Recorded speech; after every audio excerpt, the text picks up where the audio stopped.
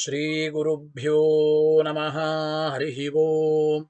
श्रियप्पत्ते नित्यागणितगुणमाणिक्यविशद प्रभाजालोल्लासोपहत सकलावद्यतमसे जगज्जन्मस्थेम प्रलयरचनाशीलवपुषे नमो शेषाम्नाय स्मृतिहृदयदीप्ताय हरये येन प्रादुर्भावे भूमिबलये व्यस्तारिगो सन्ततिः प्रबोधिश्रुतिपङ्कजं करुणया प्रकाशितत्वं परम् ध्वन्तं ध्वंसमनायि साधुनिकरश्चाकारि स न मार्गगः तेन व्यासदिवाकरेण सततं मात्याजि मे मानसम् व्याप्तिर्यस्य निजे निजे नमः सा पक्षे सपक्षे स्थितिः व्यावृत्तिश्च विपक्षतोत विषये सत्तिर्न वै बाधिते नैवास्ति प्रतिपक्षयुक्तिरतुलं शुद्धं प्रमाणं समे भूयात्तत्त्वविनिर्णयाय भगवानानन्दतीर्थो मुनिः भवति यदनुभावादेडमूकोऽपि वाग्मी जडमतिरपि जन्तुर्जायते प्राज्ञमौलिः सकलवचनचेतो देवता भारती सा मम वचसि निधत्तां सन्निधिं मानसे च रमानिवासोचितवासभूमि सन्न्याय रत्नावलि जन्मभूमि वैराग्यभाग्यो मम पद्मनाभतीर्थामृताब्धिर्भवताद्विभूत्यै पदवाक्य प्रमाणज्ञन् प्रतिवादिमदच्छिदः श्रीमदक्षोभ्यतीर्थाख्यानुपतिष्ठे गुरून्मम श्रीमदानन्दतीर्थार्य सन्मनः सरसे भुवि अनुव्याख्याननलिने चञ्चरी कतिमे मनः न शब्दाब्दौ गाढाः न च निगमचर्चा सुचतुराः न च न्याये प्रौढाः न च विदितवेद्या अपि वयम् परं श्रीमत्पूर्णः प्रमति गुरुकारुण्यसरणि प्रपन्नामान्याः स्मः किमपि च वदन्तोऽपि महताम् भगवता बादरायणेन प्राणिनां निःश्रेयसाय प्रणीतमपि ब्रह्ममीमांसा शास्त्रम् असाधुनिबन्धं दतमस अवकुण्ठितत्वेन प्रणीतमिव मन्यमानः भगवान् आनन्दतीर्थमुनिः यथाचार्याभिप्रायम् अस्य भाष्यं विधाय अनुभाष्यमपि करिष्यन् विलीन प्रकृतितया स्वजमन्तराय विदुरोऽपि अनवरतमीश्वर प्रवणकाय करणरुत्तिरपि नारायण प्रणामादिकं परीप्सितस्य अनन्तराय परिसमाप्तेः प्रचयस्य च हेतुतया अवगीत शिष्टाचार परम्परादिना अवगतम् अवश्यं करणीयं शिष्यान् ग्राहयितुं ग्रन्थादौ निबध्नाति नारायणमिति नारायणं निखिलपूर्णगुणैकदेहं निर्दोषमप्यतममप्यखिलैः सुवाक्यैः अस्योद्भवादिदमशेषविशेषतोऽपि वन्द्यं सदा प्रियतमं मम सन्नमामि तमेव शास्त्रप्रभवं प्रणम्य जगद्गुरूणां गुरुमञ्जसैव विशेषतो मे परमाख्यविद्याव्याख्यां करोम्यन्वपि चाहमेव ॐ अथातो ब्रह्मजिज्ञासा ॐ श्रुतिक्षीराब्धिमामत्य धीमं धरमहीभृता प्राप्ता न्यायसुधायेन तं जयीन्द्रमहं भजे बुधैरपि सुदुर्बोधै ग्रन्थे जन्मम साहसम् तत्पारयन्तु निपुणाः गुरुपादरजक्कणाः लौकिकफलं लक्षणामृतदोहिनीं गुर्वनुग्रहरूपां तां कामधेनुमुपास्महे मद्वोक्तिर्द्विनदी जयार्य शुभवाक्सूर्यात्मजा सङ्गमे व्याख्यास्नानमहो विधाय नृहरे प्राप्य प्रसादं परम् प्रापुरुजे कृतकृत्यतां गतमला विद्यादिराजादयो योगीशा कृपयन्तु ते जयमुनेर्भावस्य बोधाय मे शुकेन शान्त्यादिषु वाङ्मयेषु व्यासेन धैर्यं बुधिनोपमेयम् मनोजचित्या मनसां विपत्या रघुत्तमाख्यं स्वगुरुं नमामि न दग्धं यस्य कौपीनम् अग्नौ दत्तमपि स्फुटम् वेदव्यास गुरुं नौमि श्रीवेदेश नमस्कृतम् सत्यनाथ गुरु पातु युधीरो नवचन्द्रिकाम् नवामृत गदा तीर्थ ताण्डवानि व्यचीकृपत आरूढः सहसायतीन्द्रपदवीं गत्वा च वाराणसी तत्रत्यान् कुमतः प्रचार निरतानद्वैतदिग्धन्ति नः प्रौढार्थे वचने सयुक्ति खचितैः सम्भीषयन्मोदयन् सत्यध्यान सुकेसरी विजयते पादासितः श्रीपतेः प्रवोचद्योतिकं न्यायसुधा वाक्यार्थचन्द्रिकाम् सत्यप्रज्ञ गुरुर्दद्यात् प्रज्ञां वैदान्तिकीं सदा बन्धुस्त्वं गुरुरिष्टदैवतमिति त्वत्पादपङ्केरुहम् प्राप्तं मां परिपालयेति सततं याचे निबद्धाञ्जलिः चित्तं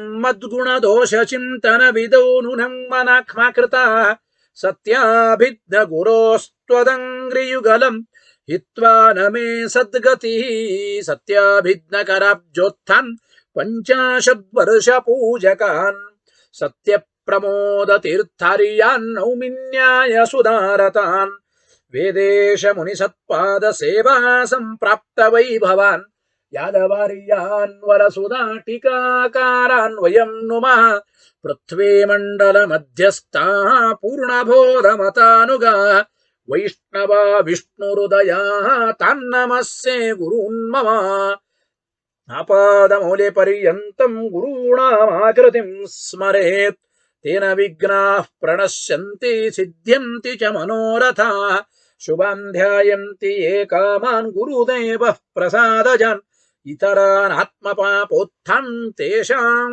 विद्या फलिष्यति यैरहं शुकवत् सम्यक् शिक्षितोऽस्मि कृपालुभिः श्रीमः सत्यात्मतीर्थार्यान् वन्दे विद्या गुरून् मम मूलरामपदासक्तं स्वर्णमण्टपकारिणम् गुरुस्मरणकर्तारं वन्दे सत्यात्मयोगिनम् स्वस्त्यस्तु सतामखिल सन्मङ्गलानि भवन्तु श्रीगुरुभ्यो नमः हरिः ಓಂ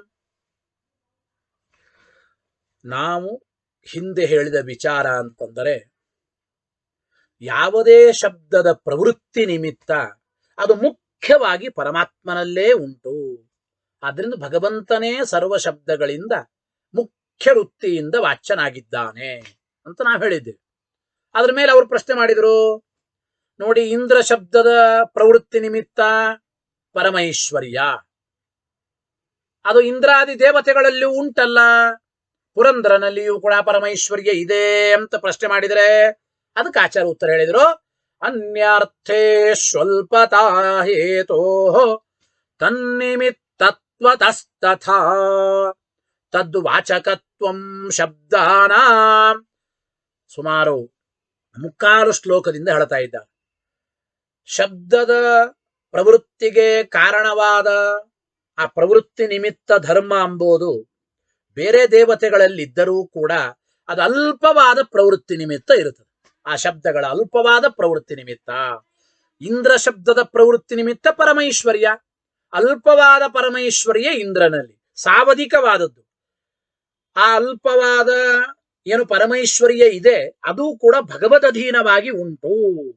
ತನ್ನಿಮಿತ್ತತ್ವತಸ್ತಥ, ತಸ್ಮಾತ್ ಕಾರಣಾತ್ ನಿರವಧಿಕವಾದ ಅಪರಿಮಿತವಾದ ಇಂದ್ರ ಶಬ್ದದ ಪ್ರವೃತ್ತಿ ನಿಮಿತ್ತ ಅಂದ್ರೆ ಪರಮೈಶ್ವರ್ಯ ಎಂಬುದು ಅದು ಪರಮಾತ್ಮನಲ್ಲಿಯೇ ಸ್ವಾಭಾವಿಕವಾಗಿ ಉಂಟು. ಮತ್ತು ಭಗವಂತ ಅವನು ಸರ್ವತಂತ್ರ ಸ್ವತಂತ್ರ. ಬೇರೆಯವರಲ್ಲಿ ಪ್ರವೃತ್ತಿ ನಿಮಿತ್ತ ಇರಬಹುದು, ಅಲ್ಪವಾದ ಪ್ರವೃತ್ತಿ ನಿಮಿತ್ತ ಅಲ್ಪವಾದ ಪರಮೈಶ್ವರ್ಯ ಇದೆ. ಇದ್ದ ಅಲ್ಪವಾದ ಪರಮೈಶ್ವರ್ಯವು ಭಗವದಧೀನವಾದದ್ದು. ಆದ್ದರಿಂದ ಮುಖ್ಯವಾಗಿ ಸ್ವತಂತ್ರವಾಗಿ ಅಪರಿಮಿತವಾದ ಪರಮೈಶ್ವರ್ಯ ಎಂಬುದು ವಿಷ್ಣುವಿನಲ್ಲಿ ಮಾತ್ರ ಇದೆ. ಆದ್ರಿಂದ ವಿಷ್ಣುನೇ ಮುಖ್ಯವಾಗಿ ಇಂದ್ರ ಶಬ್ದದಿಂದ ವಾಚ್ಯನಾಗಿದ್ದಾನೆ ಅಂತ ಅರ್ಥ ಮಾಡಿಕೊಳ್ಳಬೇಕು ಅಂತ. ಅದಕ್ಕರ್ಥ ಟೀಕರಾಯರು ಈ ಶ್ಲೋಕಕ್ಕೆ ವಿವರಣೆ ಬರೀತಾ ಇದ್ದಾರೆ ನೋಡಿ. ಯತಃ ಅನ್ಯಾರ್ಥೇಶು, ಅನ್ಯಾರ್ಥೇ ಸ್ವಲ್ಪತಾ ಹೇತೋ ಅನುವ್ಯಾಖ್ಯಾನದಲ್ಲಿ ಉಂಟೋ ಇಲ್ಲೋ. ಅನ್ಯಾರ್ಥೇಶು ಪ್ರತೀಕ, ಅದರ ಅರ್ಥ ಏನು? ಪುರಂದರಾದಿಶು ಅಂತ ಅರ್ಥ. ಆಚಾರ್ಯರ ಮಾತನ್ನು ಹಿಡಿದು ಅದಕ್ಕೆ ಅರ್ಥ ಬರೀತಾರೆ. ಅಂದ್ರೆ ಇಂದ್ರಾದಿಗಳಲ್ಲಿ, ಅಂದ್ರೆ ಅಭಿಪ್ರಾಯ ಪುರಂದರನಿಗೂ ಇಂದ್ರ ಅಂತ ಕರೀತಾರೆ. ಗೊತ್ತಾಯ್ತೋ ಇಲ್ಲೋ? ಪುರಂದರಾದಿ ಮೊದಲಾದವುಗಳಲ್ಲಿ ಹೇತೋಹೋ, ಹೇತೋ ಅಂದ್ರೇನು? ಶಬ್ದ ಪ್ರವೃತ್ತಿಗೆ ಕಾರಣವಾದ ಪರಮೈಶ್ವರ್ಯ ಎಂಬುದು ಅಂತ ಅಭಿಪ್ರಾಯ. ಹೇತೋ ಅಂದ್ರೆ ಶಬ್ದ ಪ್ರವೃತ್ತಿ, ಹೇತೋಹೋ ಆ ಶಬ್ದ ಪ್ರವೃತ್ತಿಗೆ ಕಾರಣವಾದ ಆ ಪ್ರವೃತ್ತಿ ನಿಮಿತ್ತ ಎಂಬುದು ಏನಿದೆ ಐಶ್ವರ್ಯಾದೇಹೇ, ಆ ಪುರಂದರನಲ್ಲಿರುವ ಐಶ್ವರ್ಯ ಎಂಬುದು ಅಲ್ಪತಾ ಅನ್ಯಾರ್ಥೇ ಸ್ವಲ್ಪತಾ ಹೇತೋ ತನ್ನಿಮಿತ್ತತ್ವತಸ್ತಥಾ ಅಂತ ಹೇಳಿದರು. ಆದ್ದರಿಂದ ಪುರಂದರ ಎಂಬ ಇಂದ್ರನಲ್ಲಿರತಕ್ಕಂಥ ಇಂದ್ರ ಶಬ್ದದ ಪ್ರವೃತ್ತಿ ನಿಮಿತ್ತ ಐಶ್ವರ್ಯ ಎಂಬುದು ಅಲ್ಪವಾಗಿದೆ, ಅಪರಿಮಿತವಾದ ಆ ಪ್ರವೃತ್ತಿ ನಿಮಿತ್ತ ಇಂದ್ರನಲ್ಲಿ ಬರಲಿಲ್ಲ ಅಂತ ಅಭಿಪ್ರಾಯ. ಇದರ ಜೊತೆಗೆ ಆ ಪುರಂದರನಲ್ಲಿರುವ ಏನು ಐಶ್ವರ್ಯ ಇದೆ ಆ ಐಶ್ವರ್ಯ ಸಾವಧಿಕವಾದದ್ದು, ಅಂದ್ರೆ ಒಂದು ಪರಿಮಿತಿ ಉಳ್ಳದ್ದು.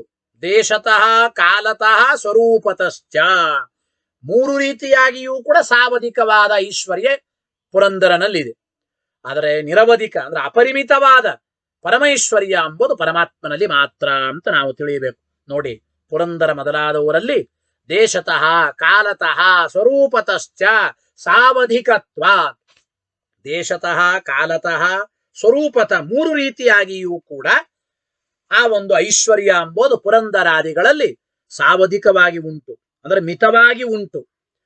ಒಂದು ಅಂದ್ರೆ ದೇಶ ಕಾಲಗಳ ಮಿತಿಗೆ ಒಳಪಟ್ಟದ್ದು ಪುರಂದರನಲ್ಲಿರತಕ್ಕಂಥ ಐಶ್ವರ್ಯ. ಅದು ದೇಶ ಕಾಲಗಳಿಗೆ, ಅಂದ್ರೆ ಇಷ್ಟು ಪ್ರದೇಶದಲ್ಲಿ ಮಾತ್ರ ಅವನಿಗೆ ಸಂಪತ್ತು, ಇಷ್ಟು ದಿವಸದವರೆಗೂ ಇಷ್ಟು ಕಾಲದವರೆಗೂ ಇಂದ ಪುರಂದರನಿಗೆ ಸಂಪತ್ತು, ಇಷ್ಟೇ ಸಾವಧಿಕವಾದ ಐಶ್ವರ್ಯ ಅವರಿಗೆ. ಹೋಗ್ಲಿ, ಅಲ್ಪವಾದ ಐಶ್ವರ್ಯ ಅದ ಅಂತೇನೋ ಅನ್ನೋಣ, ಅಲ್ಪವಾದ ಐಶ್ವರ್ಯವೂ ಕೂಡ ಅದು ಭಗವದಧೀನವೇ. ಅಲ್ಪಸ್ಯಾಪಿ ಭಗವನ್ ನಿಮಿತ್ತತ್ವಾಚ್ಚ ತನ್ನಿಮಿತ್ತತ್ವತಃ ತಥಾ, ಅದೇ ರೀತಿ ತನ್ನಿಮಿತ್ತತ್ವತಃ ಅದು ಭಗವನ್ ನಿಮಿತ್ತವಾದದ್ದು.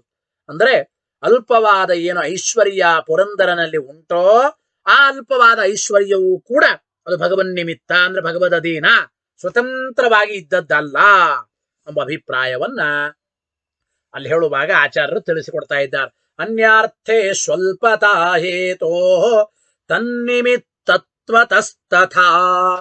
ಎಂಬ ವಾಕ್ಯದ ಅರ್ಥವನ್ನು ಟೀಕರಾಯರು ಬರೆದರು. ಒಟ್ಟು ಏನು ತಾತ್ಪರ್ಯ ಹೇಳಿದ ಹಾಗಾಯ್ತು ಅಭಿಪ್ರಾಯ? ಏತದುಕ್ತಂ ಭವತಿ. ಒಟ್ಟು ಇಲ್ಲಿಯ ಸಮರಿ ಅಂದ್ರೆ ತಾತ್ಪರ್ಯ ಏನು ಅದನ್ನ ಟೀಕರಾಯರು ವಿವರಣೆ ಮಾಡಿ ಬರೀತಾರೆ ನೋಡಿ. ಏತದುಕ್ತಂ ಭವತಿ ಎಂಬ ವಾಕ್ಯಗಳಿಂದ ಮುಂದೆ ಏತದುಕ್ತಂ ಭವತಿ ಅವಯವಾರ್ಥಂ ಅನುಸೃತ್ಯ ವೃತ್ತಿರ್ಹಿ ಯೋಗ. ನೋಡಿ, ಯೋಗ ವೃತ್ತಿ ಅಂದ್ರೆ ಏನು? ಯೋಗ ರೂಢಿ ಅಂತ ಹೇಳಿದರು. ಅಂದ್ರೆ ಯೋಗ ರೂಢಿಗಳೇ ಮುಖ್ಯಾರ್ಥ ಅಂತ ನಿನ್ನಿನ ಪಾಠದಲ್ಲಿ ನಾವು ಕೇಳಿದ್ದೀವಿ. ಮೊದಲು ಯೋಗ ಅಂದ್ರೆ ಏನು? ಅಂದರೆ ಶಬ್ದದ ಅವಯವಾರ್ಥವನ್ನ ಅನುಸರಿಸಿಕೊಂಡು ಹೊರಟ ವೃತ್ತಿನೇ ಯೋಗ ವೃತ್ತಿ ಅಂತ ಕರೆಸಿಕೊಳ್ಳಲ್ಪಡುತ್ತದೆ. ಅವಯವಾರ್ಥಮನುಸೃತ್ಯ, ಅವಯವಾರ್ಥ ಅದನ್ನ ಅನುಸರಿಸಿ ಹೇಳತಕ್ಕಂಥದ್ದೇ ಅದು ಯೋಗ ವೃತ್ತಿ ಅಂತ ಕರೆಸಿಕೊಳ್ಳಲ್ಪಡುತ್ತದೆ. ಅವಯವಾರ್ಥವನ್ನ ಅನುಸರಿಸಿ ಹೊರಟಿರತಕ್ಕಂತಹ ವೃತ್ತಿನೇ ಅದು ಯೋಗ ವೃತ್ತಿ ಅಂತ ಕರೆಸಿಕೊಳ್ಳಲ್ಪಡುತ್ತದೆ. ಸಮಾಸ ಮಾಡಿ ಆ ಶಬ್ದದ ಅರ್ಥ ಏನು ಅಂತ ಚಿಂತನೆ ಮಾಡುವಾಗ ಆ ಶಬ್ದದ ಅವಯವಾರ್ಥವನ್ನ ಅನುಸರಿಸಿ ಹೇಳುವ ಒಂದು ವೃತ್ತಿ ಏನಿದೆಯಲ್ಲ ಅದನ್ನ ಯೋಗ ಅಂತ ಕರೀತಾರೆ. ಅವಯವಾರ್ಥಂ ಅನುಸೃತ್ಯ ವೃತ್ತಿರ್ಹಿ ಯೋಗ ಅಂದ್ರು. ಅವಯವಾರ್ಥ ಅಂದ್ರೆ ಹೇಗೆ ನೋಡಿ, ಅವಯವಾರ್ಥಶ್ಚ ಯಥಾ ಯಥಾ ಉತ್ಕೃಷ್ಯತೆ ತಥಾ ತಥಾ ಯೋಗ ವೃತ್ತೇ ಅಪಿ ಉತ್ಕರ್ಷೇಣ ಭಾವ್ಯಂ ಎಂಬ ಮಾತನ್ನು ತಿಳಿಸಿಕೊಡ್ತಾ ಇದ್ದಾರೆ. ಈ ಅವಯವಾರ್ಥವೂ ಕೂಡ ಯಾವ ರೀತಿಯಿಂದ ಉತ್ಕೃಷ್ಟವಾಗಿರುತ್ತದೋ ಅದೇ ರೀತಿಯಿಂದ ಆ ಯೋಗ ವೃತ್ತಿಯೂ ಕೂಡ ಉತ್ಕೃಷ್ಟವಾಗಿರುತ್ತದೆ ಅಂತ ಅಭಿಪ್ರಾಯ. ಗೊತ್ತಾಯ್ತೋ ಇಲ್ಲೋ? ಅವಯವ ವೃತ್ತಿನೇ ಯೋಗ ಅಂತ ಹೇಳಿದ್ರು.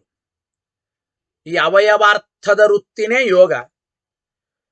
ಈ ಅವಯವಾರ್ಥ ಯಾವ ರೀತಿ ಉತ್ಕೃಷ್ಟವಾಗಿರುತ್ತದೋ ಆ ರೀತಿ ಆ ಯೋಗ ವೃತ್ತಿನೂ ಕೂಡ ಉತ್ಕೃಷ್ಟವಾಗಿರುತ್ತದೆ. ಅಂದ್ರೆ ಉತ್ಕೃಷ್ಟವಾದ ಯೌಗಿಕಾರ್ಥ ಪರಮಾತ್ಮನಲ್ಲಿ ಉಂಟು ಪ್ರತಿಯೊಂದು ಶಬ್ದಕ್ಕೂ ಅಂತ ನಾವು ಇಟ್ಟುಕೊಳ್ಳೋಣ. ಇರಲಿ, ಅಂತೂ ನೋಡಿ, ಅವಯವಾರ್ಥ ಯಾವ ರೀತಿ ಉತ್ಕೃಷ್ಟವಾಗಿರುತ್ತೋ ಅದಕ್ಕೆ ತಕ್ಕಂತೆ ಯೋಗ ವೃತ್ತಿನೂ ಕೂಡ ಉತ್ಕೃಷ್ಟವಾಗಿರುತ್ತದೆ. ಅಂದ್ರೆ ಅಭಿಪ್ರಾಯ ಏನು? ಅವಯವಾರ್ಥಶ್ಚ ಯಥಾ ಯಥಾ ಉತ್ಕೃಷ್ಟತೆ ತಥಾ ತಥ ಯೋಗ ವೃತ್ತೇರಪಿ ಉತ್ಕರ್ಷೇಣ ಭಾವ್ಯಂ. ಒಂದು ಮಾತು, ನಿಮಿತ್ತ ವೈಚಿತ್ರೇ ನೈಮಿತ್ತಿಕ ಅವೈಚಿತ್ರ್ಯಸ್ಯ ಅನುಪಪತ್ತೇಹೇ. ಒಂದು ಮಾತು ಹೇಳ್ತಾ ಇದ್ದಾರೆ, ನಿಮಿತ್ತವಾದದ್ದು ವಿಚಿತ್ರವಾದಾಗ ನೈಮಿತ್ತಿಕವಾದದ್ದು ವಿಚಿತ್ರವಾಗಲ್ಲ ಅಂತ ಹೇಳಲಿಕ್ಕಾಗಲ್ಲ.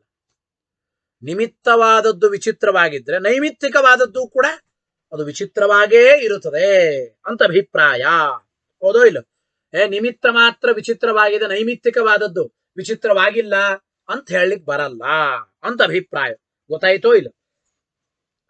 ಈಗ ಅನೇಕ ಮಾತುಗಳಿದೆ ನಾವು ಚಿಂತನೆ ಮಾಡಬೇಕಾದ್ರೆ. ಮಳೆಗಾಲ, ಮಳೆ ಬರ್ತಾನೇ ಇದೆ ದಿನಾಲು ಅಲ್ವಾ? ನಮಗೆ ಚಳಿ ಆಗೋದಕ್ಕೆ, ಓಡಾಡದೇ ಇರೋದಕ್ಕೆ, ಅನೇಕ ರೋಗ ರುಜಿನಗಳು ಬರೋದಕ್ಕೆ ಈ ಮಳಿನೇ ನಿಮಿತ್ತ. ತೊಂದರೆ ಆಗುತ್ತಾ ಇದೆ ಅಂತ. ಮಳೆಯಲ್ಲಿ ಚಳಿ ಸಹಿತವಾದ ಮಳೆ, ಗುಡುಗು ಮಿಂಚು ಸಹಿತವಾದ ಮಳೆ ಆದಾಗ ಪರಿಣಾಮದಲ್ಲಿಯೂ ಕೂಡ ವೈಚಿತ್ರ್ಯತೆ. ಅಂದ್ರೆ ನಿಮಿತ್ತವಾದ ಮಳೆಯಲ್ಲಿ ವೈಚಿತ್ರ್ಯತೆ ಇದ್ದ ಮೇಲೆ ಆ ಮಳೆಯ ನಿಮಿತ್ತಕವಾದ ಕಾರ್ಯಗಳಲ್ಲಿಯೂ ಕೂಡ ವೈಚಿತ್ರ್ಯ ಇದ್ದೇ ಇರುತ್ತದೋ ಇಲ್ಲ?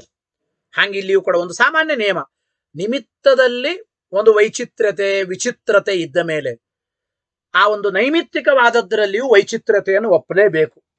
ನಿಮಿತ್ತ ವೈಚಿತ್ರ್ಯ ನೈಮಿತ್ತಿಕ ಅವೈಚಿತ್ರ್ಯಸ್ಯ ಅನುಪಪತ್ತೇಹೇ. ನಿಮಿತ್ತವು ವಿಚಿತ್ರವಾಗಿದ್ದಾಗ ನೈಮಿತ್ತಿಕವೂ ಕೂಡ ವಿಚಿತ್ರ ಆಗಿರ್ಲೇಬೇಕು. ಆ ನೈಮಿತ್ತಿಕ ವಿಚಿತ್ರವಾಗಲ್ಲ ಅಂತ ಹಂಗೆ ಹೇಳಲಿಕ್ಕಾಗಲ್ಲ. ಅದು ಹಂಗೆಲ್ಲಿಯೂ ಕಂಡಿಲ್ಲ. ಈಗ ನೋಡಿ, ಪರಮಾತ್ಮನಲ್ಲಿ ಶಬ್ದದ ಅವಯವಾರ್ಥ ಎಂಬುದು ಹೇಗಿದೆ? ಇಂದ್ರ ಶಬ್ದದ ಅವಯವಾರ್ಥ ಪರಮೈಶ್ವರ್ಯ ಎಂಬುದು. ಈ ಇಂದ್ರ ಶಬ್ದದ ಅವಯವಾರ್ಥವಾದ ಪರಮೈಶ್ವರ್ಯ ಎಂಬುದು ಪರಮೇಶ್ವರೇ ಅನವಧಿಕ ಸ್ವತಂತ್ರಶ್ಚ. ಪರಮಾತ್ಮನಲ್ಲಿ ಅದು ಅನವಧಿಕವಾದದ್ದು, ಅಂದ್ರೆ ಒಂದು ಮಿತಿ ಇಲ್ಲದೆ ಇದ್ದದ್ದು, ಮಿತಿಗೆ ಒಳಪಡದೇ ಇರತಕ್ಕಂತಹ ಪರಮೈಶ್ವರ್ಯ ಪರಮಾತ್ಮನಲ್ಲಿದೆ. ಅಂದ್ರೆ ಅಪರಿಮಿತವಾದ ಪರಮೈಶ್ವರ್ಯ ಪರಮಾತ್ಮನಲ್ಲಿದೆ. ಆ ಇಂದ್ರ ಶಬ್ದದ ಅವಯವಾರ್ಥವಾದ ಈ ಪರಮೈಶ್ವರ್ಯ ಎಂಬುದು ದೇವರಲ್ಲಿ ಏನಿದೆ ಅದು ಸ್ವತಂತ್ರವಾಗಿದೆ, ಯಾರ ಅಧೀನವೂ ಅಲ್ಲ. ಅದು ದೇವರು ಸ್ವಯಂ ತಾನು ಪರಮೈಶ್ವರ್ಯ ರೂಪ ಅವನು. ಆದ್ದರಿಂದ ಅದು ಸ್ವತಂತ್ರವೂ ಆಗಿದೆ. ಅರ್ಥಾಂತರೇ ಅಲ್ಪ ಪರಾಧೀನಶ್ಚ. ಬೇರೆ ಪದಾರ್ಥದಲ್ಲಿ ಅಂದ್ರೆ ಪುರಂದರ ಮೊದಲಾದವರಲ್ಲಿ ಇಂದ್ರ ಶಬ್ದದ ಅವಯವಾರ್ಥ ಇರಬಹುದು. ಇಂದ್ರ ಶಬ್ದದ ಅವಯವಾರ್ಥ ಐಶ್ವರ್ಯ ಎಂಬುದು ಅಲ್ಪವಾದ ಐಶ್ವರ್ಯ ಇದೆ. ಇದ್ದ ಅಲ್ಪವಾದ ಐಶ್ವರ್ಯವೂ ಕೂಡ ಇಂದ್ರಾದಿಗಳಲ್ಲಿ ಇದ್ದದ್ದು, ಅದು ಭಗವದಧೀನ. ಅರ್ಥಾಂತರೇ ಅಲ್ಪ ಪರಾಧೀನಶ್ಚ, ಅದು ಪರಾಧೀನವೂ ಆಗಿದೆ ಎಂಬ ಮಾತನ್ನು ಹೇಳ್ತಾ ಇದ್ದಾರೆ. ಅತಃ ಆದ್ದರಿಂದ ಕಥಂ ಯೋಗಸ್ಯ ಉಭಯತ್ರ ಸಾಮ್ಯಂ. ಟೀಕಾರಾಯರು ಆಕ್ರೋಶದಿಂದ ಪ್ರಶ್ನೆ ಮಾಡ್ತಾ ಇದ್ದಾರೆ. ಪರಮಾತ್ಮನಲ್ಲಿರುವ ಯೌಗಿಕವಾದ ಅರ್ಥ ಪರಮೈಶ್ವರ್ಯ ಅಪರಿಮಿತವಾದದ್ದು, ಸ್ವತಂತ್ರವಾದದ್ದು. ಬೇರೆ ಕಡೆ ಆ ಪುರಂದರ ಮೊದಲಾದವರಲ್ಲಿರತಕ್ಕಂಥ ಇಂದ್ರ ಶಬ್ದದ ಅವಯವಾರ್ಥ ಅದು ಅಲ್ಪವಾದದ್ದು, ಐಶ್ವರ್ಯ ಎಂಬುದು ಅವಯವಾರ್ಥ ಅಲ್ಪವಾದ ಐಶ್ವರ್ಯ. ಮತ್ತು ಪರಮಾತ್ಮನ ಅಧೀನವಾದ ಐಶ್ವರ್ಯ ಇದೆ. ಅಂತಹ ಅವಯವಾರ್ಥ ಎಂಬುದು ಅದು ಅಸ್ವತಂತ್ರ, ಅಲ್ಪವಾಗಿದೆ. ಪರಮಾತ್ಮನಲ್ಲಿರುವ ಅವಯವಾರ್ಥ ಪರಮೈಶ್ವರ್ಯ ಎಂಬುದು ಸ್ವತಂತ್ರವಾಗಿದೆ, ಅಪರಿಮಿತವಾಗಿದೆ. ಅಂದ ಮೇಲೆ ಪರಮಾತ್ಮನಲ್ಲಿರುವ ಯೋಗವೇ ಬೇರೆ, ಬೇರೆ ವ್ಯಕ್ತಿಗಳಲ್ಲಿರತಕ್ಕಂತಹ ಶಬ್ದದ ಯೋಗವೇ ಬೇರೆ. ಅಂದ್ರೆ ಯೌಗಿಕಾರ್ಥ ಅಂತ ಅನ್ನಿ. ಪರಮಾತ್ಮನಲ್ಲಿರುವ ಶಬ್ದಗಳ ಯೌಗಿಕಾರ್ಥವೇ ಬೇರೆ, ಬೇರೆ ಕಡೆ ಇರತಕ್ಕಂತಹ ಶಬ್ದಗಳ ಯೌಗಿಕಾರ್ಥವೇ ಬೇರೆ, ವ್ಯತ್ಯಾಸ ಇದೆ. ಯೋಗ ಎಂಬುದು ಎರಡೂ ಕಡೆ ಸಮಾನ. ಶಬ್ದಗಳಿಗೆ ಈಶ್ವರನಲ್ಲಿ ಯೋಗ ಇದೆ, ಬೇರೆ ಕಡೆನೂ ಯೋಗ ಇದೆ. ಇಂದ್ರ ಶಬ್ದಕ್ಕೆ ಈಶ್ವರನಲ್ಲಿ ಯೋಗ ಇದೆ, ಪರಮೈಶ್ವರ್ಯ ಉಳ್ಳವನು. ಅದೇ ರೀತಿ ಪರಮೈಶ್ವರ್ಯ ಎಂಬುದು ಪುರಂದರ ಮೊದಲಾದವುಗಳಲ್ಲಿ ಉಂಟು, ಸಮಾನ ಅಂತ ಅನ್ನಬೇಡಿ. ಪುರಂದರ ಮೊದಲಾದವುಗಳಲ್ಲಿ ಇರತಕ್ಕಂಥ ಅವಯವಾರ್ಥ ಪರಮೈಶ್ವರ್ಯ ಎಂಬುದು ಅಲ್ಪವಾದದ್ದು, ಪರಾಧೀನವಾದದ್ದು, ಪರಮಾತ್ಮನ ಅಧೀನವಾದದ್ದು. ಆದರೆ ಪರಮಾತ್ಮನಲ್ಲಿರತಕ್ಕಂಥ ಇಂದ್ರ ಶಬ್ದದ ಅವಯವಾರ್ಥ ಅದು ಪರಮೈಶ್ವರ್ಯ ಎಂಬುದು ಸ್ವತಂತ್ರವಾದದ್ದು, ಅಪರಿಮಿತವಾದದ್ದು. ಆದ್ದರಿಂದ ಆ ಯೌಗಿಕಾರ್ಥದಲ್ಲಿ ಸರ್ವಥಾ ಸಾಮ್ಯ ಇಲ್ಲ. ಪರಮಾತ್ಮ ಮತ್ತು ಬೇರೆ ಕಡೆ ಇರತಕ್ಕಂತಹ ಯೌಗಿಕಾರ್ಥಕ್ಕೆ, ಆ ಯೋಗಕ್ಕೆ ಸಾಮ್ಯ ಸರ್ವಥಾ ಇಲ್ಲ. ಕಿಂತು ಏನ್ ಅಭಿಪ್ರಾಯ ಹಾಗಾದ್ರೆ? ಈಶ್ವರೇ ಮಹಾಯೋಗ ಅನ್ಯತ್ರ ಯೋಗ ಮಾತ್ರ. ಹಾಗಾದ್ರೆ ಈ ನಿರ್ಣಯಕ್ಕೆ ಬರಬೇಕು ಅಂತ ಟೀಕರೆ ಹೇಳ್ತಾ ಇದ್ದ ನೋಡಿ. ಯಾವುದೇ ಶಬ್ದಗಳಿಗೆ ಈಶ್ವರನಲ್ಲಿ ಮಹಾಯೋಗ, ಬೇರೆ ಕಡೆ ಕೇವಲ ಯೋಗ ಅಂತ ನಾವು ಅರ್ಥ ಮಾಡಿಕೊಳ್ಬೇಕು. ಯೋಗ ಮಾತ್ರ. ಕಿಂತು ಈಶ್ವರೇ ಮಹಾಯೋಗ ಅನ್ಯತ್ರ ಯೋಗ ಮಾತ್ರ ಇತಿ ಸಯೇವ ಶಬ್ದ ಮುಖ್ಯಾರ್ಥ. ಆದ್ದರಿಂದ ಶಬ್ದಗಳ ಮಹಾಯೌಗಿಕಾರ್ಥನಾದ ಪರಮಾತ್ಮನೇ ಆ ಶಬ್ದದ ಮುಖ್ಯಾರ್ಥ, ಮುಖ್ಯ ವೃತ್ತಿಯಿಂದ ವಾಚ್ಯನಾದವನು ಅಂತ ಅರ್ಥ. ಅಂದರೆ ಆ ಪರಮಾತ್ಮ ಮಾತ್ರ ಆ ಶಬ್ದದ ಮುಖ್ಯಾರ್ಥ ಉಳ್ಳವನು. ಶಬ್ದದ ಅಮುಖ್ಯಾರ್ಥ ಬೇರೆ ಕಡೆ ಉಂಟು. ಆದ್ದರಿಂದ ಶಬ್ದದ ಮುಖ್ಯಾರ್ಥ ಪರಮಾತ್ಮನಲ್ಲೇ ಉಂಟು. ಮಹಾಯೋಗ ವೃತ್ತಿಯಿಂದ ಪರಮಾತ್ಮನನ್ನೇ ಶಬ್ದಗಳು ಹೇಳಿಕೊಡ್ತಾ ಇವೆ. ಕೇವಲ ಯೋಗದಿಂದ ಬೇರೆ ಪದಾರ್ಥಗಳನ್ನ ಶಬ್ದಗಳು ಹೇಳಿಕೊಟ್ಟರೂ ಕೂಡ ಅಲ್ಲಿ ಸರ್ವಥಾ ಅಂದರೆ ಮಹಾಯೋಗ ಇಲ್ಲ. ಮುಖ್ಯ ವೃತ್ತಿಯಿಂದ ಬೇರೆ ಪದಾರ್ಥಗಳನ್ನ ಶಬ್ದಗಳು ಸರ್ವಥಾ ಹೇಳಿಕೊಡೋದಿಲ್ಲ. ಆದ್ದರಿಂದ ಪರಮಾತ್ಮನನ್ನ ಮಾತ್ರ ಶಬ್ದಗಳು ಮುಖ್ಯ ವೃತ್ತಿಯಿಂದ ಹೇಳಿಕೊಡುತ್ತವೆ ಎಂಬ ಅಭಿಪ್ರಾಯವನ್ನ ಟೀಕಾಕೃತ್ಪಾದರು ಆಚಾರ್ಯರ ಮಾರ್ಗದರ್ಶನದಲ್ಲಿ ಸಮರ್ಥನೆ ಮಾಡಿಕೊಡ್ತಾ ಇದ್ದಾರೆ. ಇದರ ಜೊತೆಗೆ ಯದುಕ್ತಂ ಈಶ್ವರೇ ಶಬ್ದಾನಾಂ ರೂಢಿರ್ನಾಸ್ತಿ ಇತಿ ತನ್ನಿರಾಕರೋತಿ. ಇನ್ನು ಮುಂದೆ ಇನ್ನೊಂದು ಹೇಳಿದ್ರು. ಶಬ್ದಗಳ ಯೌಗಿಕಾರ್ಥ ಈಶ್ವರ ಮತ್ತು ಬೇರೆ ಪದಾರ್ಥಗಳು ಎರಡೂ ಸಮಾನವೇ. ಅಂದ್ರೆ ಶಬ್ದಗಳ ಯೋಗ ಎಂಬುದು ಈಶ್ವರನಲ್ಲಿ ಉಂಟು, ಬೇರೆ ಕಡೆನೂ ಉಂಟು. ಸಮಾನ ಅಂತಂದ್ರೆ ಆ ಯೋಗಗಳಲ್ಲಿರುವ ಸಾಮ್ಯವನ್ನು ನಿರಾಕರಣೆ ಮಾಡಿ ಆಯಿತು ಇಷ್ಟೊತ್ತು. ಇನ್ನು ಮುಂದೆ ಇಲ್ಲ, ಕೆಲವು ಶಬ್ದಗಳಿಗೆ ಈಶ್ವರನಲ್ಲಿ ರೂಢಿ ಇಲ್ಲವೇ ಇಲ್ಲ. ಬೇರೆ ವ್ಯಕ್ತಿಗಳಲ್ಲಿ, ಬೇರೆ ಪದಾರ್ಥಗಳಲ್ಲೇನೆ ಆ ಶಬ್ದಗಳಿಗೆ ರೂಢಿ ಇದೆ ಅಂತೇನು ಅಂದಿದ್ಯಲ್ಲ, ಅದೂ ಯುಕ್ತವಾದದ್ದಲ್ಲ ಎಂಬುದನ್ನು ಈಗ ಹೇಳ್ತಾ ಇದ್ದಾರೆ. ಯದುಕ್ತಂ ಈಶ್ವರೇ ಶಬ್ದಾನಾಂ ರೂಢಿರ್ ನಾಸ್ತಿ ಇತಿ ತನ್ನಿರಾಕರೋತಿ. ಅದನ್ನು ನಿರಾಕರಣೆ ಮಾಡ್ತಾ ಇದ್ದಾರೆ ಬಹುಲೇತಿ, ಈ ಮುಂದಿನ ಅನುವ್ಯಾಖ್ಯಾನ ಶ್ಲೋಕದಿಂದ. ಬಹುಲಾತಿ ಪ್ರಯೋಗತಃ, ಎರಡು ಪಾದಗಳಿಂದ. ಬಹುಲಾತಿ ಪ್ರಯೋಗತಃ ರೂಢಮಿತ್ತೇವ ಸಾಧ್ಯಂ ಸ್ಯಾತ್. ರೂಢಮಿತ್ತೇವ ಸಾಧ್ಯಂ ಸ್ಯಾತ್. ಏನ್ ಅಭಿಪ್ರಾಯ ನೋಡಿ. ಬಹುಲವಾದ ಅತಿಪ್ರಯೋಗ ವಿಷ್ಣುವಿನಲ್ಲೇ ಉಂಟು.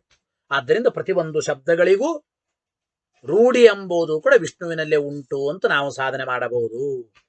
ಬಹುಲಾತಿ ಪ್ರಯೋಗತಃ ಎಂಬ ಕಾರಣದಿಂದ ಬಹಳವಾಗಿ ಅತಿಪ್ರಯೋಗ ಎಂಬುದು ಯಾವುದೇ ಶಬ್ದಕ್ಕೆ ಜ್ಞಾನಿಗಳ ದೃಷ್ಟಿಯಿಂದ ವಿಷ್ಣುವಿನಲ್ಲೇ ಉಂಟು. ಆದ್ದರಿಂದ ರೂಢಮಿತ್ತೇವ ಸಾಧ್ಯಂ ಸ್ಯಾತ್. ಅವಶ್ಯವಾಗಿ ಪ್ರತಿಯೊಂದು ಶಬ್ದಗಳಿಗೆ ರೂಢಿ ವಿಷ್ಣುವಿನಲ್ಲೇ ಇದೆ ಅಂತ ನಾವು ಸಾಧನೆ ಮಾಡಬಹುದು. ಏನ್ ಅಭಿಪ್ರಾಯ? ಟೀಕರಾಯರ ವಾಕ್ಯ ನೋಡಿ. ಬಹುಲಾತಿ ಪ್ರಯೋಗತಃ ಹೇತೋಹೋ ಅಂತ ಅರ್ಥ. ಹಿಂದಿನ ಶ್ಲೋಕದಲ್ಲಿ ಹೇತೋ ಅಂತ ಅರ್ಥ ಇದೆ, ಅದನ್ನು ತೆಗೆದುಕೊಳ್ಳಿ. ಅಂದ್ರೆ ಬಹಳವಾದ ಅತಿಪ್ರಯೋಗ ಎಂಬುದು ವಿಷ್ಣುವಿನಲ್ಲೇ ಉಂಟು ಶಬ್ದಗಳಿಗೆ. ಆದ್ರಿಂದ ಶಬ್ದಜಾತಂ, ಸಮಸ್ತ ಶಬ್ದಗಳ ಸಮೂಹ ಎಂಬುದು ಹರೌರೂಢಮೇವ ಪರಮಾತ್ಮನಲ್ಲಿ ರೂಢಿ ಉಳ್ಳದ್ದಾಗಿದೆ. ಇತಿ ಸಾಧ್ಯಂ ಸ್ಯಾತ್. ಹೀಗೆ ನಾವು ಸಾಧನೆ ಮಾಡಿದ ಹಾಗಾಯಿತು.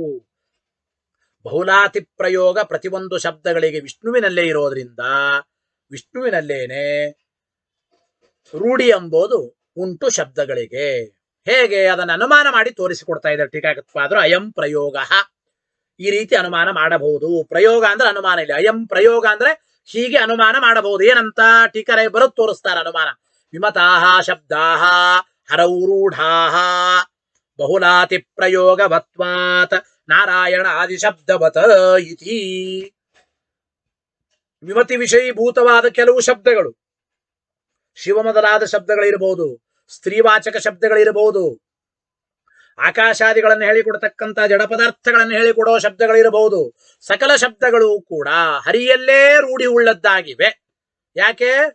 ಬಹುಲಾತಿ ಪ್ರಯೋಗವತ್ವಾದ್, ಬಹಳವಾಗಿ ಅತಿ ಪ್ರಯೋಗ ವಿಷ್ಣುವಿನಲ್ಲೇ ಇರೋದರಿಂದ ಶಬ್ದಗಳು ವಿಷ್ಣುವಿನಲ್ಲಿ ಹರಿಯಲ್ಲೇನೆ ರೂಢಿ ಉಳ್ಳದ್ದಾಗಿವೆ. ನಾರಾಯಣಾದಿ ಶಬ್ದದಂತೆ, ನಾರಾಯಣಾದಿ ಶಬ್ದವತ ಅಂತ ದೃಷ್ಟಾಂತವನ್ನ ಕೊಟ್ಟು ಅನುಮಾನವನ್ನ ಮಾಡಿ ಟೀಕಾಕೃತ್ಪಾದರು ತಿಳಿಸಿಕೊಡ್ತಾ ಇದ್ದಾರೆ. ಇಲ್ಲಿ ಬಹುಲ ಮತ್ತು ಅತಿ ಎರಡು ಶಬ್ದ ಕೊಟ್ಟಿದ್ದಾರೆ. ಯಾತಕ್ಕೆ ಬಹುಲ ಮತ್ತು ಅತಿ ಎರಡು ವಿಶೇಷಣ? ಬರೇ ಪ್ರಯೋಗತ ಅಲ್ಲ, ಬಹುಲಾತಿ ಪ್ರಯೋಗತ. ಬಹುಲ ಎಂಬ ಶಬ್ದ ಯಾತಕ್ಕೆ ಕೊಟ್ಟಿದ್ದಾರೆ ಎಂದು ನೋಡಿ. ಪ್ರಯೋಗವತ್ವಂಚ ಯೌಗಿಕೇಶು ಅಮುಖ್ಯೇಶು ಚ ಅಸ್ತಿ. ಕೇವಲ ಶಬ್ದಗಳ ಪ್ರಯೋಗ ಅಂಬೋದು ನೋಡಿ, ಯೌಗಿಕವಾದ ಪದಾರ್ಥಗಳಲ್ಲಿಯೂ ಶಬ್ದ ಪ್ರಯೋಗ ಮಾಡಬಹುದು, ಅಮುಖ್ಯವಾದ ಪದಾರ್ಥಗಳಲ್ಲಿಯೂ ಶಬ್ದ ಪ್ರಯೋಗ ಮಾಡಬಹುದು. ಇಷ್ಟೇ ಅಂದುಬಿಟ್ಟಿದ್ರೆ ವಿಷ್ಣುವಿನಲ್ಲಿ ಶಬ್ದ ಪ್ರಯೋಗ ಇರೋದ್ರಿಂದ ಆ ಶಬ್ದಗಳು ವಿಷ್ಣುವಿನನ್ನ ರೂಢಿಯಿಂದ ಹೇಳಿಕೊಡ್ತವೆ ಅಂತ ಅಂದುಬಿಟ್ರೆ, ಕೇವಲ ಶಬ್ದಗಳ ಪ್ರಯೋಗ ಅಂಬೋದು ಅಮುಖ್ಯಾರ್ಥದಲ್ಲಿಯೂ ಶಬ್ದ ಪ್ರಯೋಗ ಮಾಡ್ತೇವೆ. ಎರಡನೇದಾಗಿ ಯೌಗಿಕವಾದ ಪದಾರ್ಥಗಳಲ್ಲಿಯೂ ಕೂಡ ಯೌಗಿಕಾರ್ಥದಲ್ಲಿಯೂ ಶಬ್ದ ಪ್ರಯೋಗ ಮಾಡ್ತೇವೆ. ಅದಕ್ಕೆ ಹಾಗಲ್ಲ, ಬಹುಲ ಪ್ರಯೋಗತ, ಬಹುಲ ಎಂಬ ವಿಶೇಷಣ.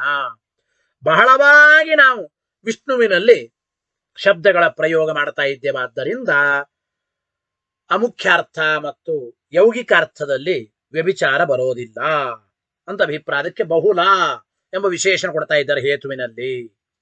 ಎರಡನೇದಾಗಿ ಅತಿ ಎಂಬ ವಿಶೇಷಣ ಯಾಕೆ ಕೊಟ್ರು? ಬಹುಲ ಪ್ರಯೋಗತ ಅತಿ ಪ್ರಯೋಗತ. ಅತಿ ಎಂಬ ವಿಶೇಷಣ ಯಾಕೆ ಕೊಟ್ರು ನೋಡಿ, ಕೆಲವು ಬಾರಿ ಮುಖ್ಯಾರ್ಥ ತಿಳಿದಿರೋದಿಲ್ಲ. ಅಜ್ಞಾತ ಮುಖ್ಯೇಶು, ಮುಖ್ಯಾರ್ಥ ತಿಳಿಯದೇ ಇದ್ದಾಗ ಅಮುಖ್ಯೇಶ್ವಪಿ ಬಹುಲ ಪ್ರಯೋಗ ಅಸ್ತಿ. ಕೆಲವು ಜನರಿಗೆ ಈ ಶಬ್ದಕ್ಕೆ ಹಿಂತಲ್ಲಿ ಮುಖ್ಯಾರ್ಥ ಅಂಬೋದೇ ಗೊತ್ತಿರಲ್ಲ.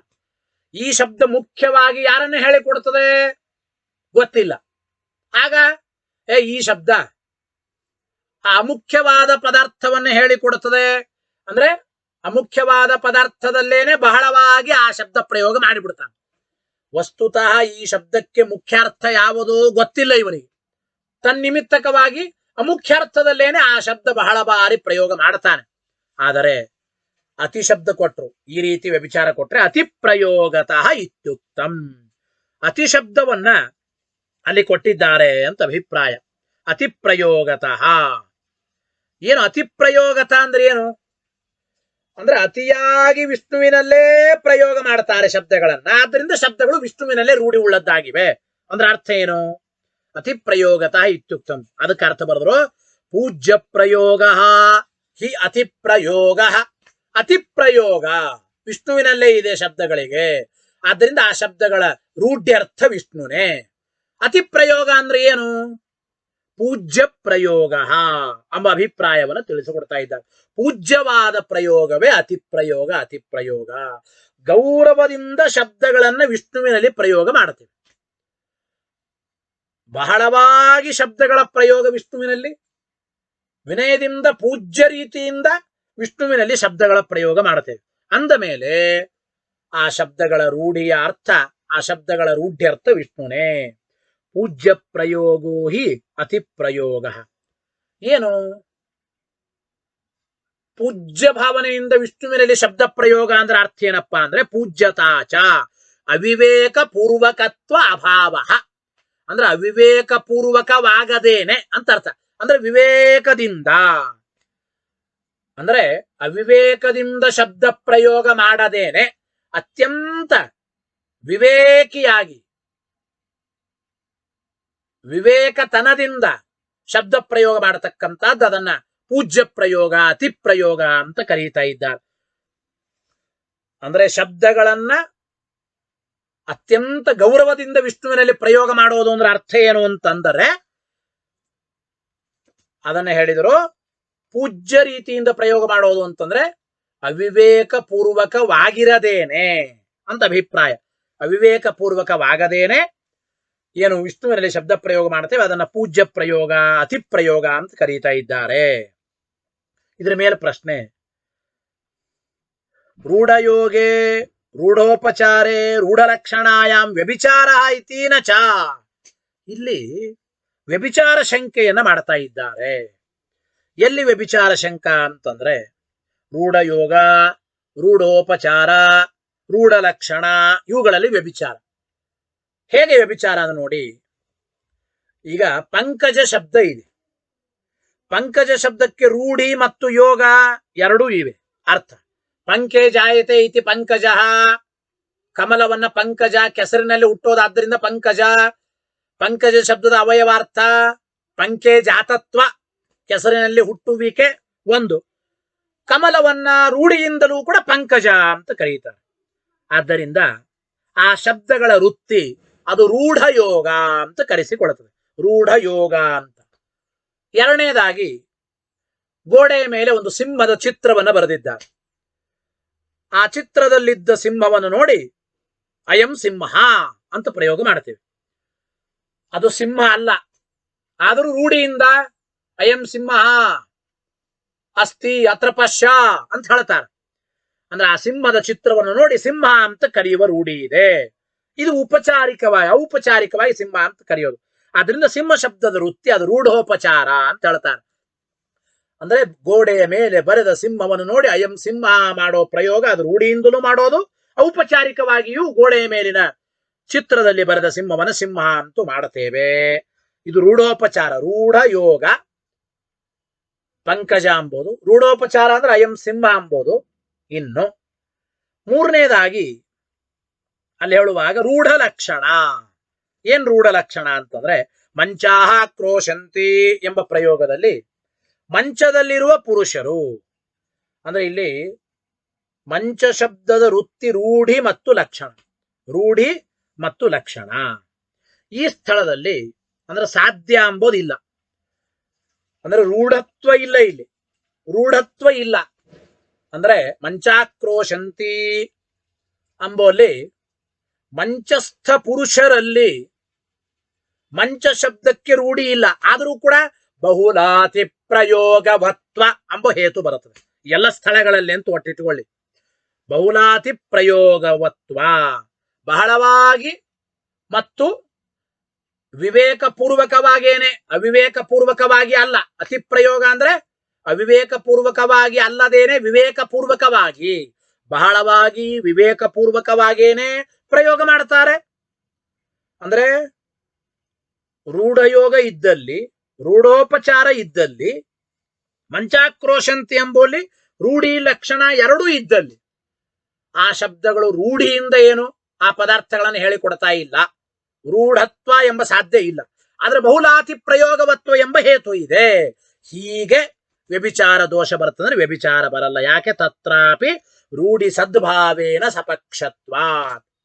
ಅಲ್ಲಿಯೂ ಕೂಡ ರೂಢಿ ಎಂಬುದು ಉಂಟು ಎಂಬುದನ್ನೇ ನಾವು ಪ್ರತಿಪಾದನೆ ಮಾಡ್ತಾ ಇದ್ದೇವೆ.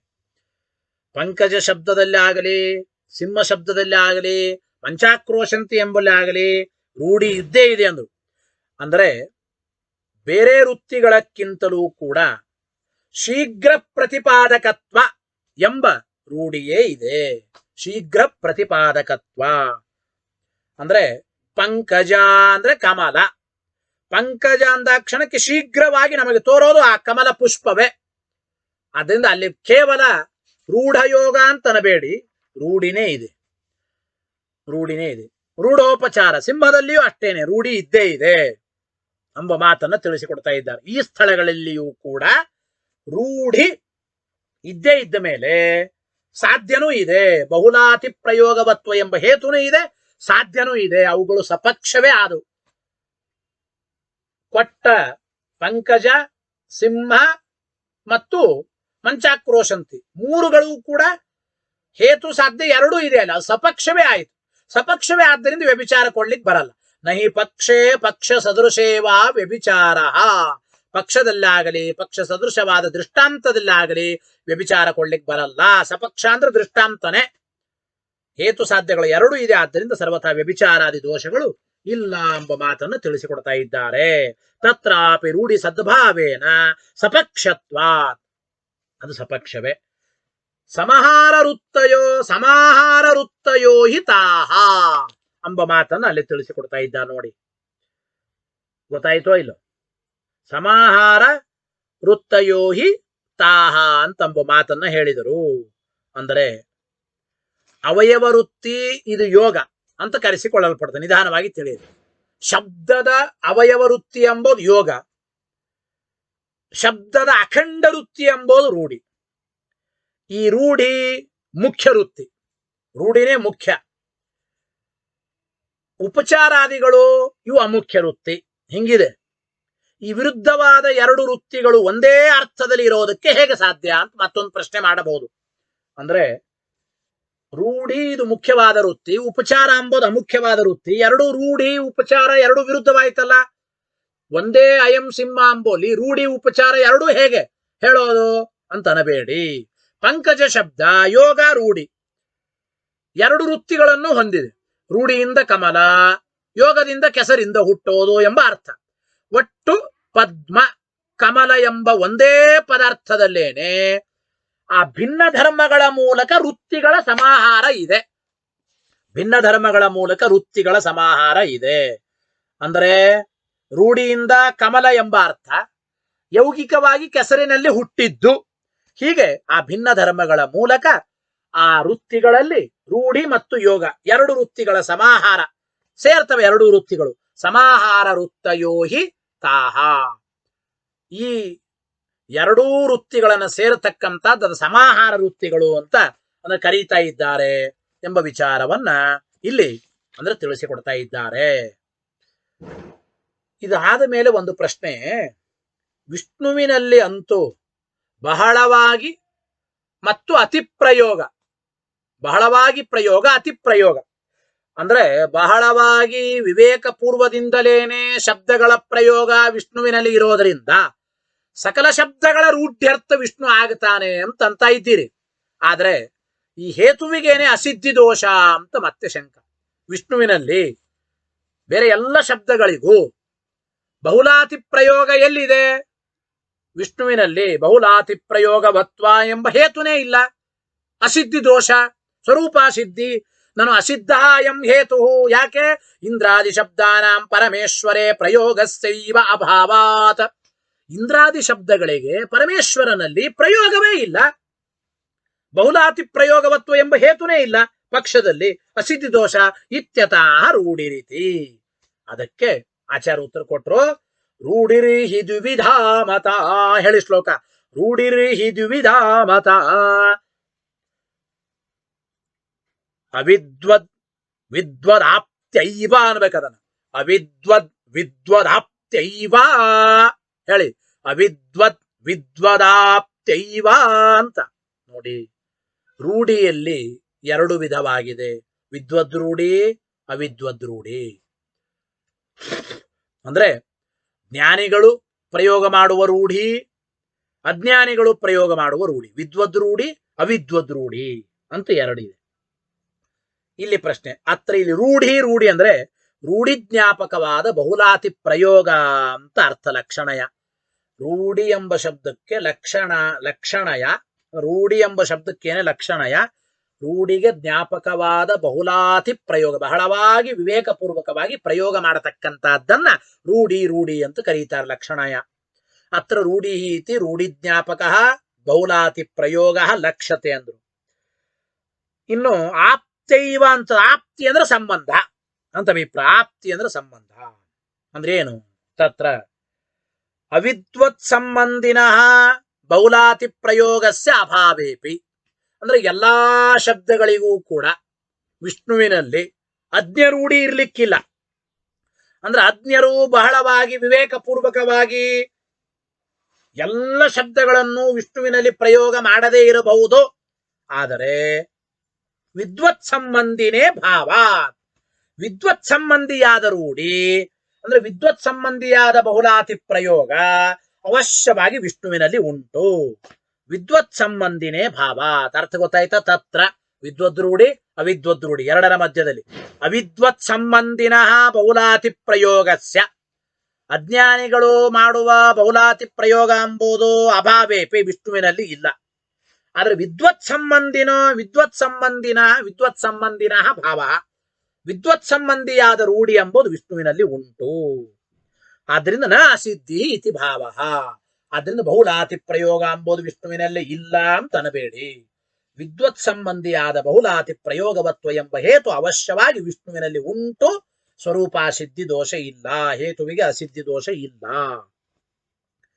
ಅವರಂದ್ರು ಅಸ್ತು ಏವಂ ಈಶ್ವರೇ ರೂಢಿ ಶಬ್ದಾನ, ಆಗಲಿ ಎಲ್ಲ ಶಬ್ದಗಳಿಗೂ ಈಶ್ವರನಲ್ಲಿ ರೂಢಿ ಅಂತ ಇದ್ದೀರಿ, ಆಗಲಿ. ತಥಾಪಿ ಲೋಕೆ ತದ್ಭಾವ ಸಾಮ್ಯಮೇವ ಎಂಬ ಮಾತನ್ನು ಹೇಳ್ತಾ ಇದ್ದಾರೆ ನೋಡಿ. ಅಂದ್ರೆ ಆ ಎಲ್ಲ ಇಂದ್ರಾದಿ ಶಬ್ದಗಳಿಗೂ ಕೂಡ ಲೋಕದಲ್ಲಿ ಇಂದ್ರಾದಿಗಳಲ್ಲಿಯೂ ರೂಢಿ ಇದೆ. ಅಂದಮೇಲೆ ಮತ್ತೆ ಸಾಮ್ಯ ಬಂತಲ್ಲ. ವಿಷ್ಣುವಿನಲ್ಲಿ ಇಂದ್ರಾದಿ ಶಬ್ದಗಳಿಗೆ ರೂಢಿ ಇದೆ ಅಂತಂದ್ರೆ ಸಂತೋಷ, ಒಪ್ಪೋಣ.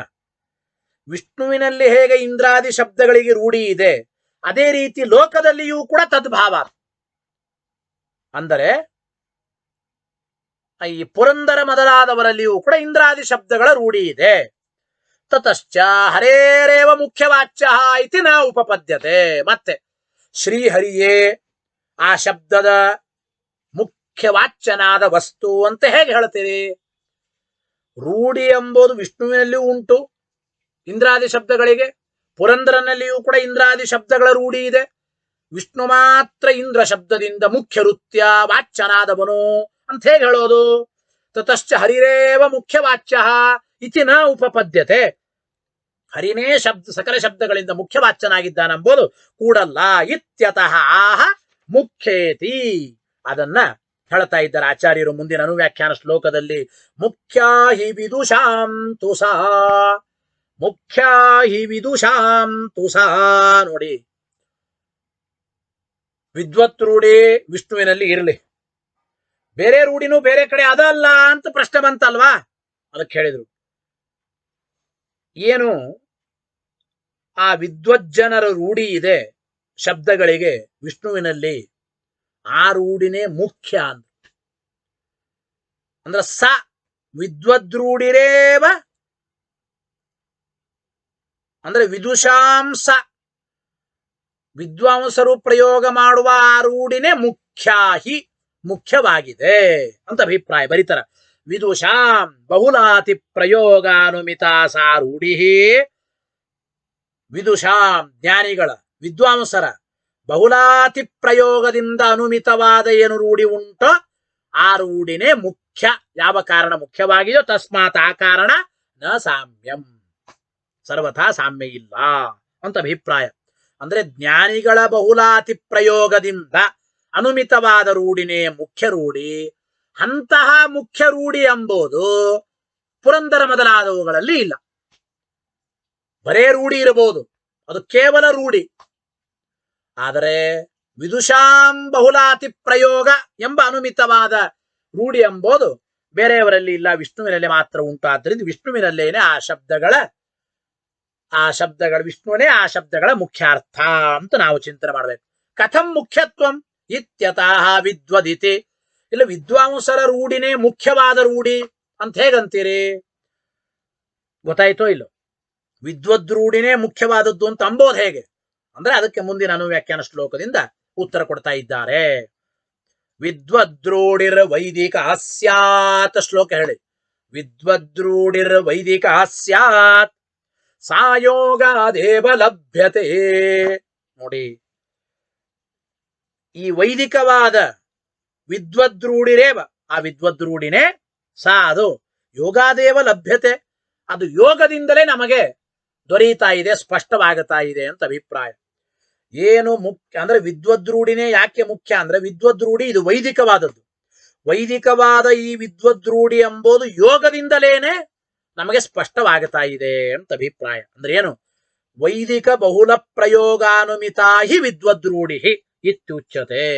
ವೈದಿಕಾ ವಿದ್ವದ್ರೂಢಿ ಅಂದ್ರೆ ಅರ್ಥ ಏನು?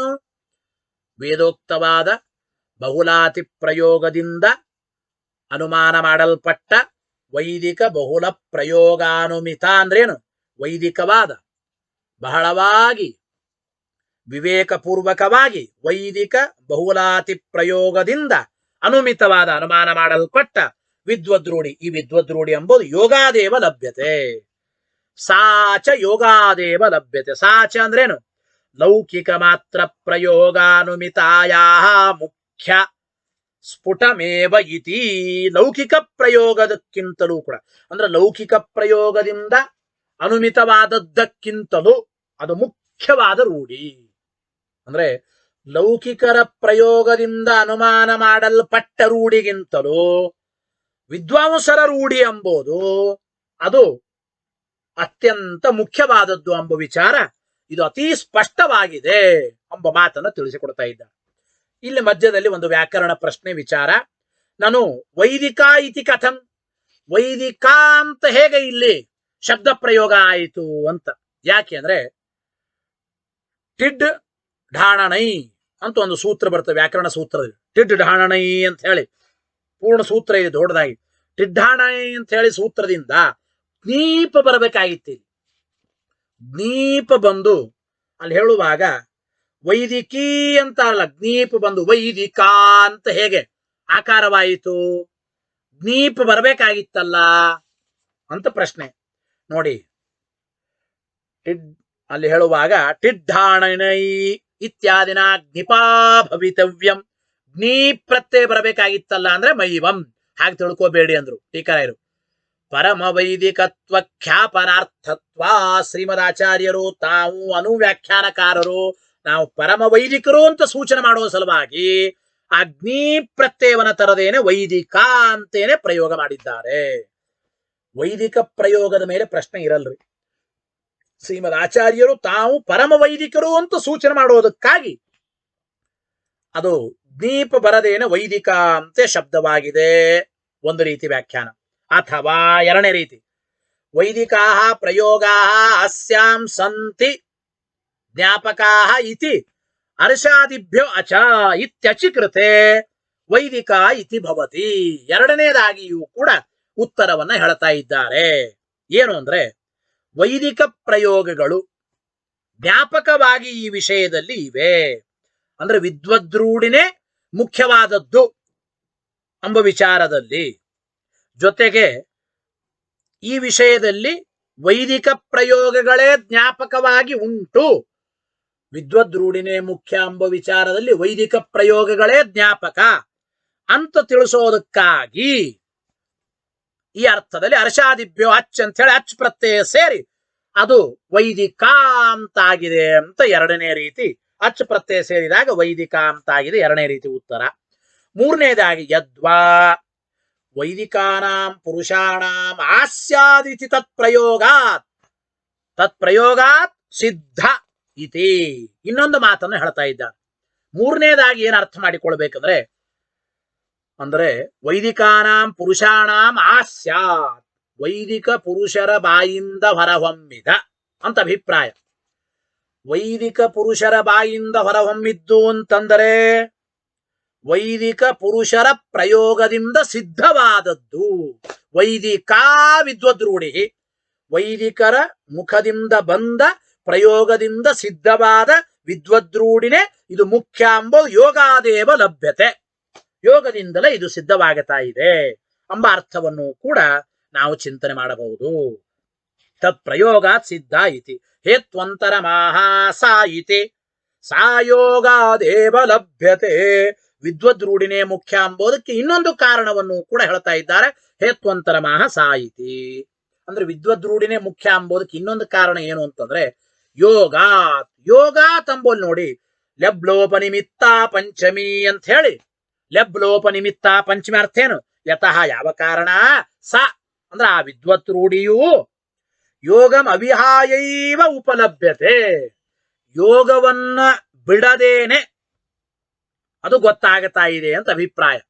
ಅಂದ್ರೆ ವಿದ್ವದ್ರೂಢಿ ಎಂಬುದು ಯೋಗವನ್ನ ಬಿಟ್ಟಿರೋದೇ ಇಲ್ಲ, ಯೋಗ ಸಹಿತವಾಗೇ ಇರುತ್ತದೆ ಅಂತ ಅಭಿಪ್ರಾಯ.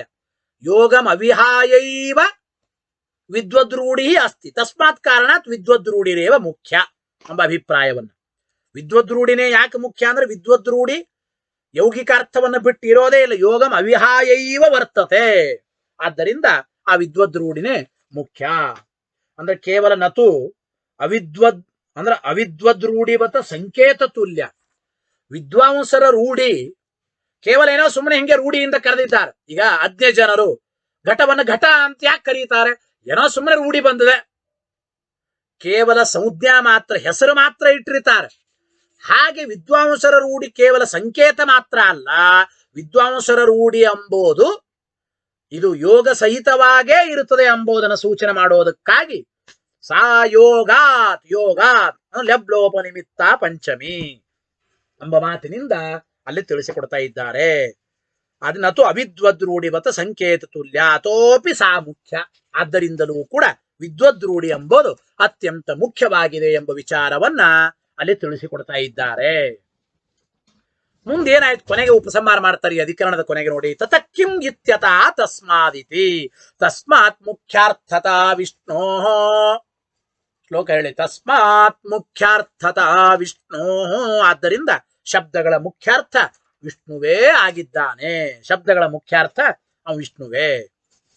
ಅಂದ್ರೆ ಏನಾಯ್ತು, ಯಸ್ಮಾತ್ ಯಾವ ಕಾರಣ, ಏವಂ ಈ ವಿಷ್ಣುವಿನಲ್ಲೇನೆ ಮಹಾಯೋಗ ಮತ್ತು ಮುಖ್ಯವಾದ ವಿದ್ವದ್ರೂಢಿ ಇರೋದ್ರಿಂದ ಬೇರೆ ಪದಾರ್ಥಗಳಲ್ಲಿ ಶಬ್ದಗಳಿಗೆ ಕೇವಲ ಯೋಗ ಮಾತ್ರ ಇದೆ. ಕೇವಲ ಆ ಶಬ್ದಗಳಿಗೆ ಯೋಗ ಮಾತ್ರ ಇದೆ. ಗೊತ್ತಾಯ್ತೋ ಇಲ್ಲೋ? ಆದ್ದರಿಂದ ಶಬ್ದಗಳಿಗೆ ಬೇರೆ ಪದಾರ್ಥಗಳಲ್ಲಿ ಯೋಗ ಮಾತ್ರ ಮತ್ತು ಇದ್ದ ರೂಢಿ ಅದು ಅವಿದ್ವದ್ರೂಢಿ. ಆದ್ದರಿಂದ ಮಹಾಯೋಗ ವಿದ್ವದ್ರೂಢಿ ಪ್ರತಿಯೊಂದು ಶಬ್ದಗಳಿಗೆ ವಿಷ್ಣುವಿನಲ್ಲೇ ಇರೋದ್ರಿಂದ ಸರ್ವ ಶಬ್ದಗಳ ಮುಖ್ಯಾರ್ಥ ವಿಷ್ಣುವೇ. ಸರ್ವ ಶಬ್ದ ಮುಖ್ಯಾರ್ಥತ ವಿಷ್ಣೋ ಉಪಪನ್ನ ಇತಿ ಉಪಸಂಹರತಿ. ಆನಂದಮಯಾಧಿಕರಣದ ಕೊನೆಯ ಭಾಗವನ್ನು ಉಪಸಂಹಾರ ಮಾಡ್ತಾ ಇದ್ದಾರೆ. ಇತಿ ಕೃತ್ವ ಹೃದಿ ಪ್ರಭು ಹೇಳಿ. ಇತಿ ಕೃತ್ವ ಹೃದಿ ಪ್ರಭು ಸಮನ್ವಯಂ ಸಾಧಯತಿ. ಇಷ್ಟು ಆನಂದಮಯಾಧಿಕರಣದ ವಿಚಾರ ಮುಗಿತು. ಈ ರೀತಿಯಾಗಿ ಎಲ್ಲ ಅಭಿಪ್ರಾಯವನ್ನು ಮನಸ್ಸಿನಲ್ಲಿಟ್ಟುಕೊಂಡು ಸೂತ್ರಕಾರರು ಅಂದ್ರೆ ಹಿಂದೆ ಹೇಳಿದಂತೆ ಸಕಲ ಶಬ್ದಗಳ ಸಮನ್ವಯಕ್ಕೆ ಸಂಗತಿಯೂ ಉಂಟು, ಸಕಲ ಶಬ್ದಗಳ ಸಮನ್ವಯ ಮಾಡಿದ್ದ ಅತ್ಯಂತ ಉಪಪನ್ನವೂ ಹೌದು ಅಂಬೋ ತಾತ್ಪರ್ಯದಿಂದ ಸಕಲ ಶಬ್ದಗಳ ಸಮನ್ವಯವನ್ನೇ ಇಲ್ಲಿ ಸಾಧನೆ ಮಾಡ್ತಾ ಇದ್ದಾರೆ. ಸಮನ್ವಯಂ ಸಾಧಯತಿ ನೋಡಿ. ಏತಾಂ ಸಂಗತಿಂ ಏತಾಂಚ ಉಪಪತ್ತಿಂ ಹೃದಿಕೃತ್ವ ಅಂತ ಅಭಿಪ್ರಾಯ. ಅಂದ್ರೆ ಹಿಂದೆ ಹೇಳಿದಂತೆ ಸಂಗತಿ ಮತ್ತು ಉಪಪತ್ತಿ ಉಪಪನ್ನವಾಗಿದೆ ಎಂಬುದನ್ನು ಮನಸ್ಸಲ್ಲಿಟ್ಟುಕೊಂಡು ಸೂತ್ರಕಾರರು ಏನು ಸಂಗತಿ ಮತ್ತು ಉಪಪತ್ತಿ ಅಂದ್ರೆ ಜನ್ಮಾದ್ಯಸ್ಯೇತಿ ಸೂತ್ರೇಣ ಗುಣ ಸರ್ವಸ್ವ ಸಿದ್ಧಯೇ ಅಂತ ಹೇಳಿದಂತೆ ಭಗವಂತನ ಗುಣ ಪರಿಪೂರ್ಣತ್ವವನ್ನು ಸಾಧನ ಮಾಡುವುದಕ್ಕಾಗಿ ಎರಡನೇ ಸೂತ್ರದಲ್ಲಿ ಬ್ರಹ್ಮನ ಲಕ್ಷಣವನ್ನು ಹೇಳಿದ್ದಾರೆ. ಅದಕ್ಕೆ ಸಂಗತಿ ಉಂಟು. ಶಬ್ದ ಪ್ರವೃತ್ತಿ ಹೇತೂನಾಂ ತಸ್ಮಿನ್ ಮುಖ್ಯ ಸಮನ್ವಯಾತ್ ಎಂಬಲ್ಲಿ ಹೇಳಿದ ಉಪಪತ್ತಿ. ಆ ಶಬ್ದಗಳ ಪ್ರವೃತ್ತಿ ನಿಮಿತ್ತವಾದ ಆ ಮುಖ್ಯ ಧರ್ಮಗಳು ವಿಷ್ಣುವಿನಲ್ಲೇ ಇರೋದ್ರಿಂದ ಆ ಪ್ರವೃತ್ತಿ ನಿಮಿತ್ತ ವಿಷ್ಣುವಿನಲ್ಲೇ ಮುಖ್ಯವಾಗಿ ಸಮನ್ವಯ ಹೊಂದೋದ್ರಿಂದ ಸಕಲ ಶಬ್ದಗಳು ವಿಷ್ಣುವಿನಲ್ಲೇ ಸಮನ್ವಯ ಹೊಂದುತ್ತವೆ. ಇದು ಉಪಪನ್ನವೂ ಆಗುತ್ತದೆ, ಸಂಗತವೂ ಆಗುತ್ತದೆ.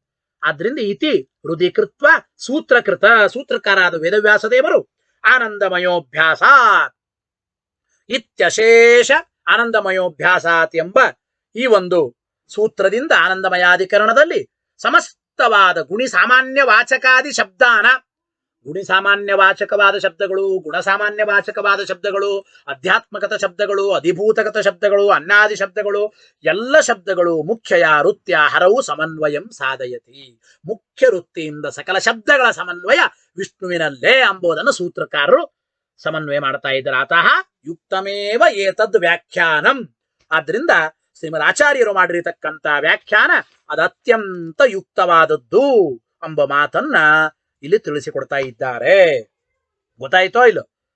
ಇವತ್ತು ಕಾರ್ತಿಕ ಕೃಷ್ಣ ಪಂಚಮಿ, ಇವತ್ತು ಪುನರ್ವಸು ನಕ್ಷತ್ರ, ಪರಮ ಮಂಗಲಕರವಾಗಿರತಕ್ಕಂತಹ ದಿವಸ. ಬುಧವಾರವೂ ಉಂಟು. ಆದ್ದರಿಂದ ಈ ಅದ್ಭುತವಾಗಿರತಕ್ಕಂಥ ಇಷ್ಟು ದಿವಸ ನಡೆದಿರತಕ್ಕಂಥ ಆನಂದಮಯಾಧಿಕರಣದ ಪಾಠವನ್ನು ಸ್ವರೂಪೋದ್ಧಾರಕ ಗುರುಗಳು ಉತ್ತರಾದಿ ಮಠಾಧೀಶರು ಸತ್ಯಾತ್ಮತಿತ್ವ ಶ್ರೀಪಾದಂಗಳವರ ಅಡಿದಾವರೆಗಳಲ್ಲಿ ಹರಿವಾಯು ಗುರುಗಳ ಸನ್ನಿಧಾನದಲ್ಲಿ ಭಕ್ತಿ ಶ್ರದ್ಧಾಪೂರ್ವಕವಾಗಿ ಪ್ರಣಾಮ ಪೂರ್ವಕವಾಗಿ ಈ ಒಂದು ಅಧಿಕರಣದ ಸಮರ್ಪಣೆಯನ್ನು ಮಾಡಿ ಮಂಗಲವನ್ನು ಮಾಡೋಣ. ಆನಂದಮಯಾಧಿಕರಣದ ಮಂಗಲ. ಆದ್ದರಿಂದ ಸೂತ್ರಕಾರರು ಸಕಲ ಶಬ್ದಗಳ ಸಮನ್ವಯವನ್ನು ಮಾಡಿದ್ದು ಅತ್ಯಂತ ಯುಕ್ತವೇ. ಹರಯೇ ನಮಃ. ಶ್ರೀಕೃಷ್ಣಾರ್ಪಣಮಸ್ತು. ಅನೇನ ಭಾವಿ ಯತ್ ಪುಣ್ಯಂ ತದಾಪ್ನೋತು ಗುರುರ್ಮಮ. ಮುಂದಿನ ಪಾಠ ಅಂತಸ್ತತ್ವಾಧಿಕರಣ. ಹೃದಯದಲ್ಲಿ ಒಳಗಿದ್ದವನು ಯಾರು ಅಂತ ಒಂದು ಪ್ರಶ್ನೆ.